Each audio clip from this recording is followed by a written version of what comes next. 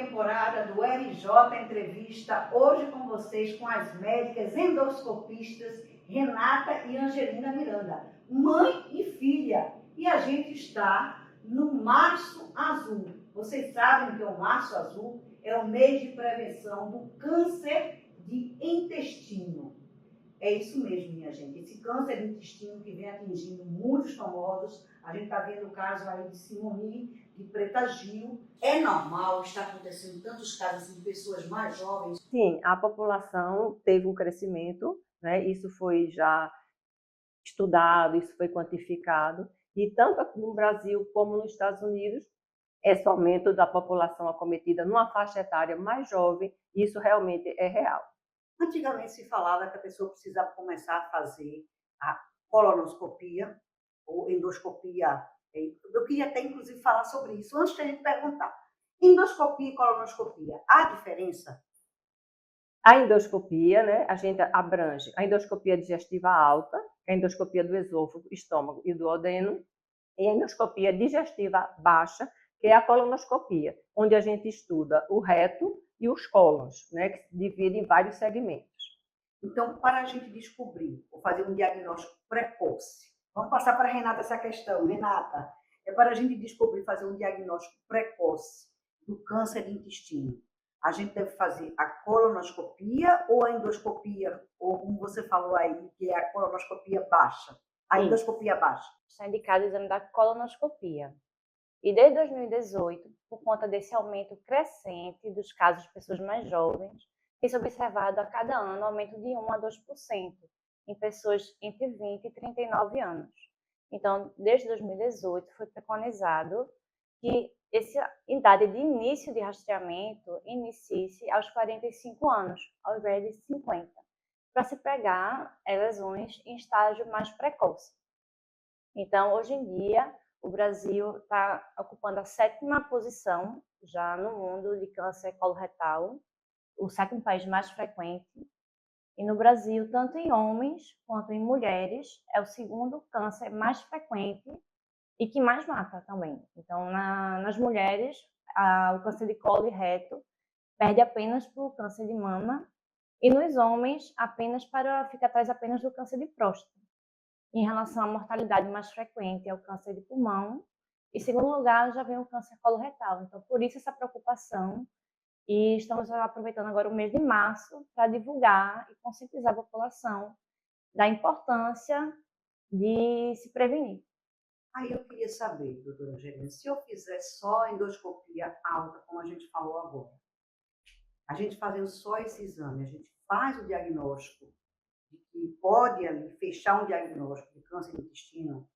Não, absolutamente. A endoscopia digestiva alta, ela tem uma aplicação nos diagnósticos das patologias, quer do esôfago, do estômago ou do duodeno. Para investigar, para avaliar o intestino, a nível de precocidade e de lesões, que seriam os pólipos, tem que ser feita a colonoscopia. Antigamente se indicava a retossigmoidoscopia, que é um exame curto, onde se examina a porção distal do intestino, que seria o reto e o sigmoide.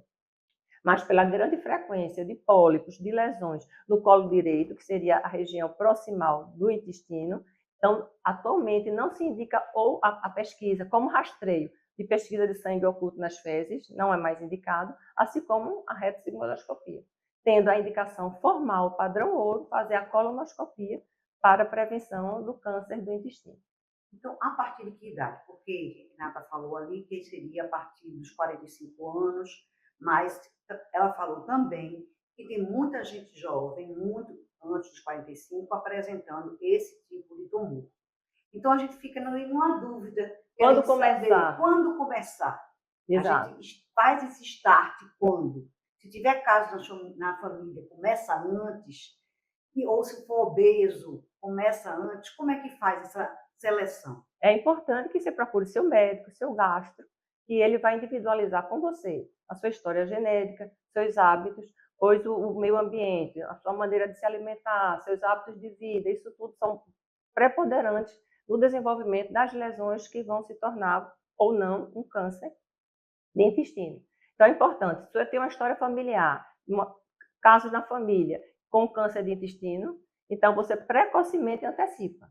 né? Você cai de 45 para 30, 35 anos.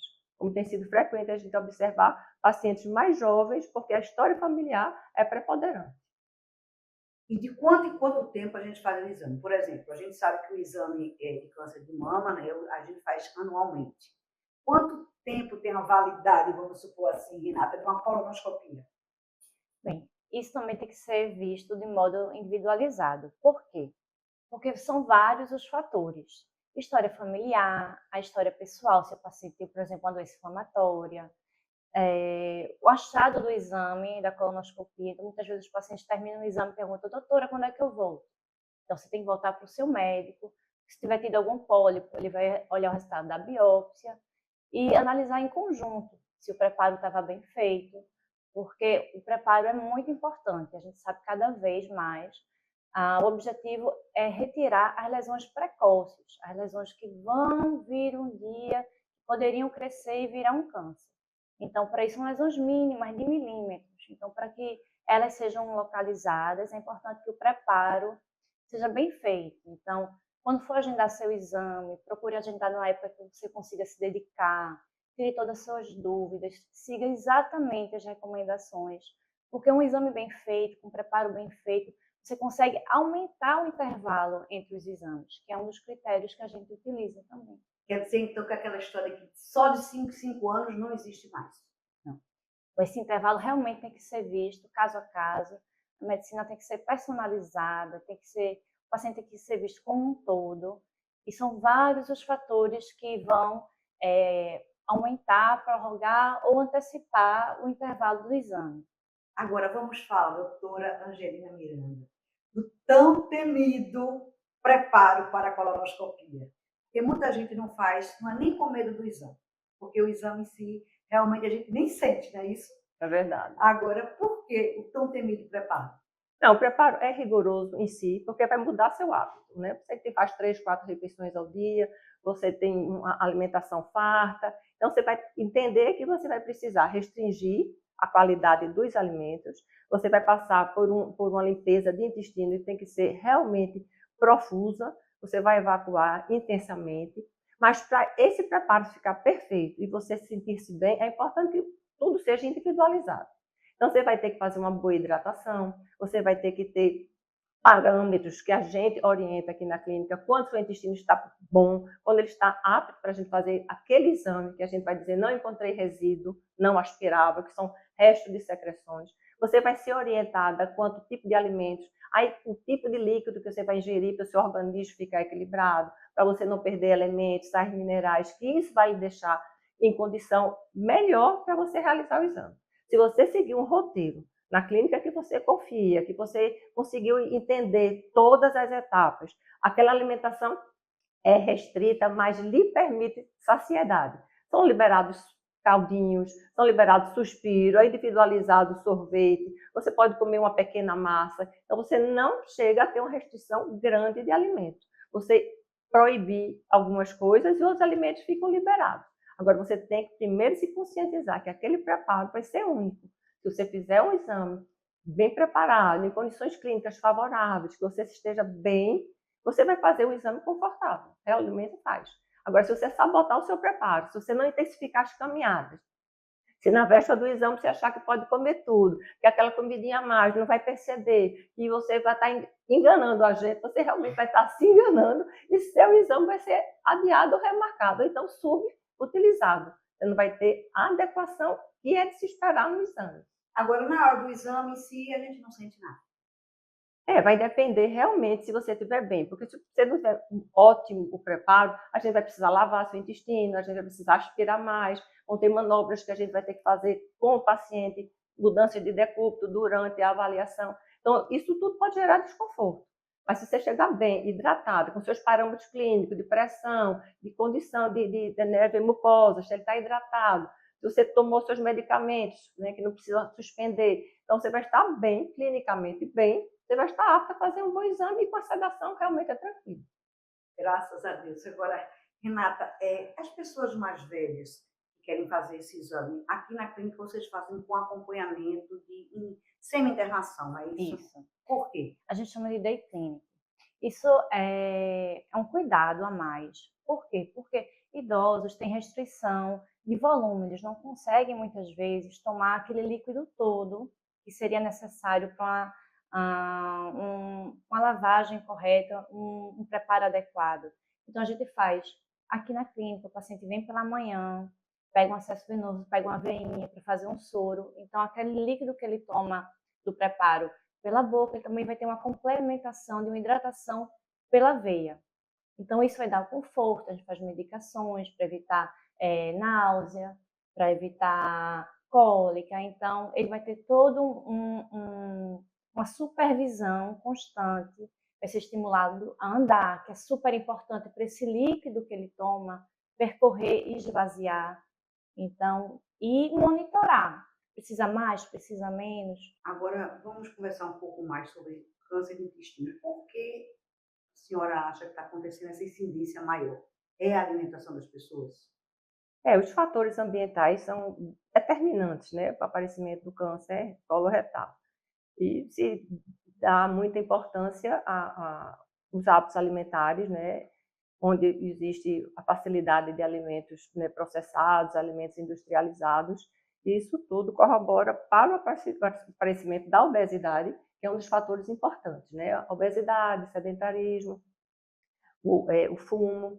Então, são fatores que vão influenciar no aparecimento de lesões e que devem ser corrigidos com a educação, com a maneira de você modificar seus hábitos, né, no dia a dia, tornar a doença, vamos dizer, evitar que ela se aproxime, porque o fator genético existe, mas é 10% da prevalência na presença do câncer do intestino. Então, o que é que a gente, resumindo, para a gente tentar diagnosticar precocemente, não ter o câncer de intestino, o que é que a gente deve fazer? Primeiramente, são as medidas de prevenção primária, que a gente chama.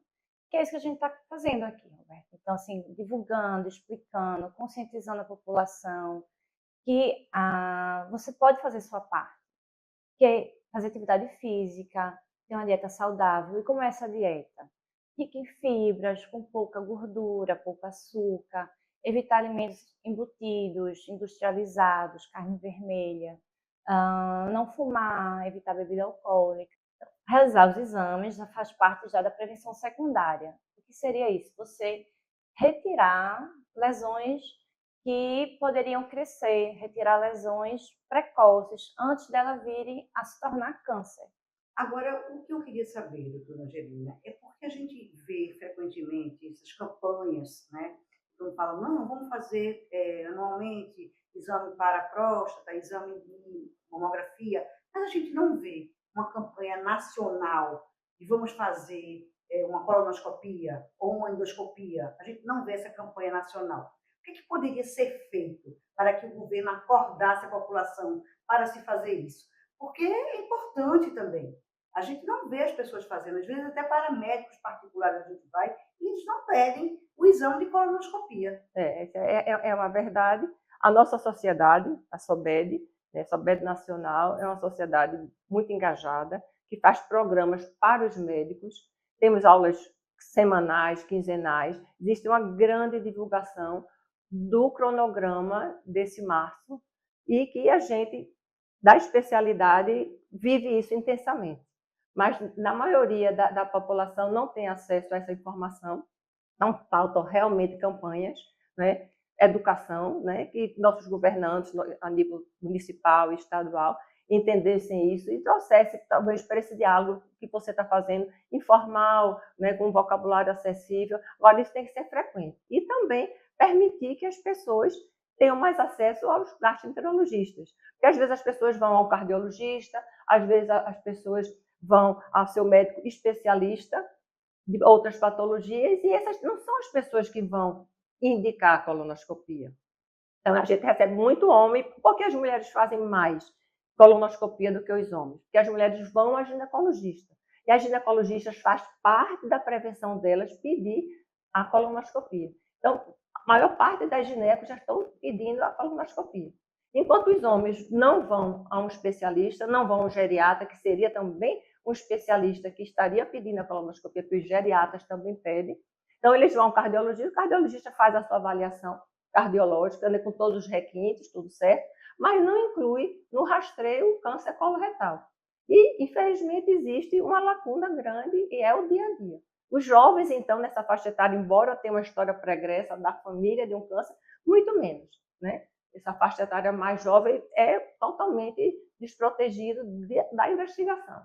Então, a gente fica rogando aqui, né, para o governo do estado, para o governo federal, acordar para esse março azul também, para que todos nós tenhamos, né, acesso a uma colonoscopia, assim como temos com mamografia, que se faz no Outubro Rosa, poder fazer também, para que a população fizesse e tivesse um diagnóstico precoce. A gente vê aí, né, o Rei Pelé, que faleceu do câncer coloretal, né? Exatamente, uma pessoa tão famosa mundialmente foi vítima desse câncer, e a gente fala pouco sobre ele.